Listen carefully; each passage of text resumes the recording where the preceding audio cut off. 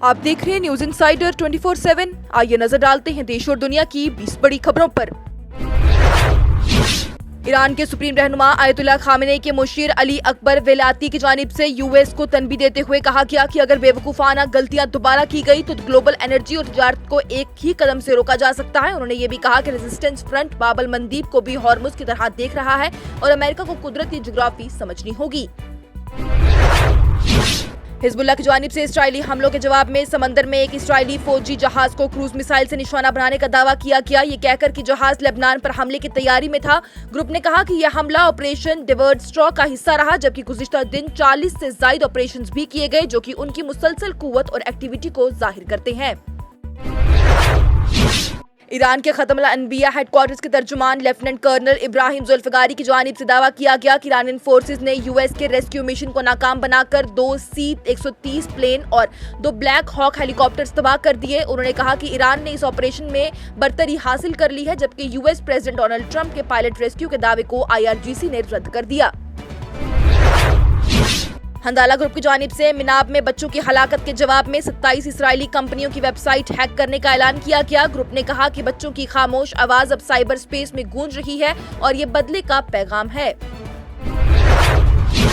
Iran के speaker parliament Mohammad बागिर कालिबाफ की जानिब से कहा गया कि ईरान ने हमेशा हमसाया और इस्लामी ममालिक के साथ ताल्लुकात मजबूत करने को तरजीह दी और ये किसी के लिए खतरा भी नहीं है। उन्होंने यूएस इसराइल जंग को खित्ते की अमन और इस्लामी इत्तेहाद के लिए खिलाफ करार दिया और कहा कि ईरान ने हमेशा भाईचारा और दोस्ती का पैगाम दिया। ईरान और ओमान के ऑफिशियल्स ने स्ट्रेट ऑफ हॉर्मुज में शिप्स के लिए सेफ गुजार को यकीनी बनाने पर बातचीत की। ये मुलाकात उस वक्त हुई है जब ईरान ने यूएस इसराइल हमलों के जवाब में इस अहम समुद्री रास्ते को बंद कर दिया, जिससे कि एनर्जी प्राइसेस बढ़ गई हैं। ओमान ने इस मसले पर मीडिएटर का किरदार भी अदा किया। ईरान के ड्रोन्स ने कुवैत में हुकूमती और एनर्जी फैसिलिटीज को निशाना बनाया, जिससे कि कई ऑयल और पेट्रोकेमिकल प्लांट्स में आग लग गई और काफी नुकसान हुआ, लेकिन किसी जानी नुकसान की रिपोर्ट नहीं। कुवैती डिफेंस ने बताया है कि एयर डिफेंस सिस्टम ने मिसाइल और ड्रोन को इंटरसेप्ट किया। ये हमले यूएस इसराइल स्ट्राइक के जवाब में किए गए। इसराइल के हमले में लेबनान के कफार हता इलाके में एक ही खानदान के 6 अफराद हलाक हो गए, जबकि दूसरे एयर स्ट्राइक में मजीद 3 लोगों की मौत की खबर है। ये वाकया उस वक्त हुआ जब फौज ने इलाका खाली करने का हुक्म दिया था, जबकि खबर की मुस्तकिली तस्दीक नहीं हो सकी। इसराइली फौज ने बेरूत में हिजबुल्लाह के टारगेट्स पर हमले करने का दावा किया, जबकि हिजबुल्लाह ने इसराइल पर रॉकेट और एक क्रूज मिसाइल फायर करने का ऐलान किया है। ये तनाव उस वक्त बढ़ गया जब दोनों तरफ से हमले जारी हैं, जबकि लेबनान के प्रेसिडेंट ने मजीद तबाही से बचने के लिए मुज़ाकरात की दरख्वास्त की। अमेरिकी प्रेसिडेंट डोनाल्ड ट्रंप की जानिब से अपने बयान में कहा गया कि यूएस मिलिट्री ने ईरान के पहाड़ी इलाकों में बिहाइंड एनिमी लाइंस फंसे एक क्रू मेंबर को बचाने के लिए दर्जनों एयरक्राफ्ट भेजे। उन्होंने दावा किया कि रेस्क्यू ऑपरेशन कामयाबी से मुकम्मल हुआ और इसी दौरान कोई भी अमेरिकी हलाक या जख्मी नहीं हुआ। ट्रंप के मुताबिक ये ऑपरेशन बहुत मुश्किल हालात में अंजाम दिया गया, जबकि रिपोर्ट्स में ये कहा गया है कि रेस्क्यू के दौरान यूएस और ईरानियन फोर्सेस के दरमियान मुकाबला भी हुआ। ईरान के वजीर खारजा सैयद अब्बास अरागची की जानिब से यूएन और IAEA को खत लिखकर यूएस इसराइल हमलों पर तशवीश जाहिर की गई। खासतौर पर बुशैर न्यूक्लियर पावर प्लांट पर मुमकिन हमले को इंतहाई खतरनाक करार दिया गया। उन्होंने कहा कि ऐसे हमले इंसानी और माहौलियाती तबाही का सबब बन सकते हैं और बैनुल-अक़वामी इदारों से फौरन एक्शन की दरख्वास्त की।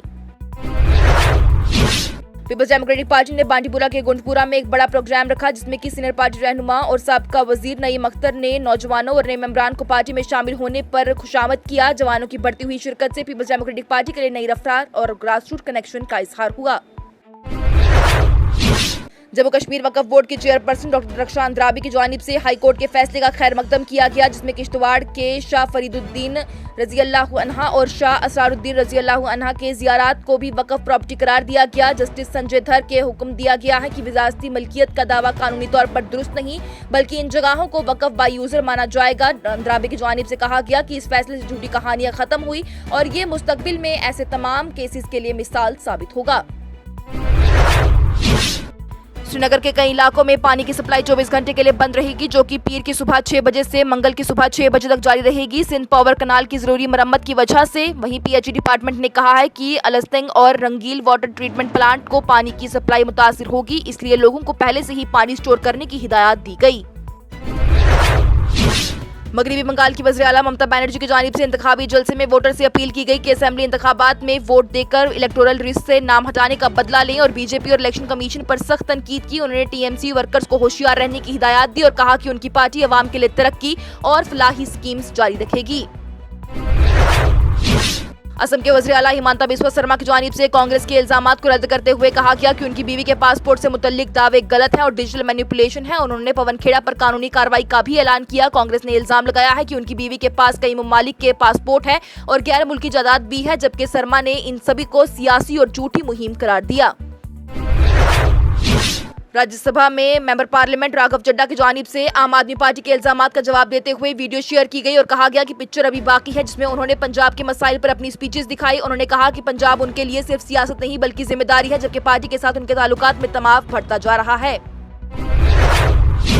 कांग्रेस के रहनुमा और leader of opposition Rahul Gandhi की जानिब से असम में जलसे से खिताब करते हुए वज़ीर आला हिमंता बिस्वा शर्मा को सबसे ज्यादा करप्ट और नफरत फैलाने वाला सीएम करार दिया गया और कहा गया कि कांग्रेस के बब्बर शेर उन्हें जेल भेजेंगे। उन्होंने साथ ही SC/ST स्टेटस, टी वर्कर्स के लिए मजदूरी और औरतों के लिए कैश सपोर्ट जैसी फलाही स्कीम्स का भी ऐलान किया।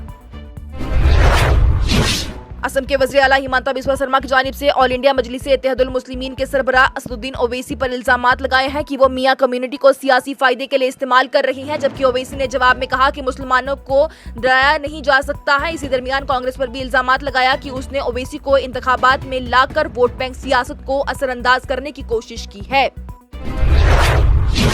और लद्दाख के लेफ्टिनेंट गवर्नर विनय कुमार सक्सेना की जानिब से कहा गया कि लेह एयरपोर्ट पर फ्लाइट की तादाद 8 से बढ़ाकर 18 रोजाना कर दी गई है, ताकि टूरिस्ट सीजन से पहले ही कनेक्टिविटी बेहतर हो सके। उन्होंने बताया कि जल्द ही मजीद 2 फ्लाइट्स भी शुरू होंगी, जिससे कि टूरिज्म को फरोग मिलेगा और लद्दाख में ज्यादा से ज्यादा सयाह आने की उम्मीद है।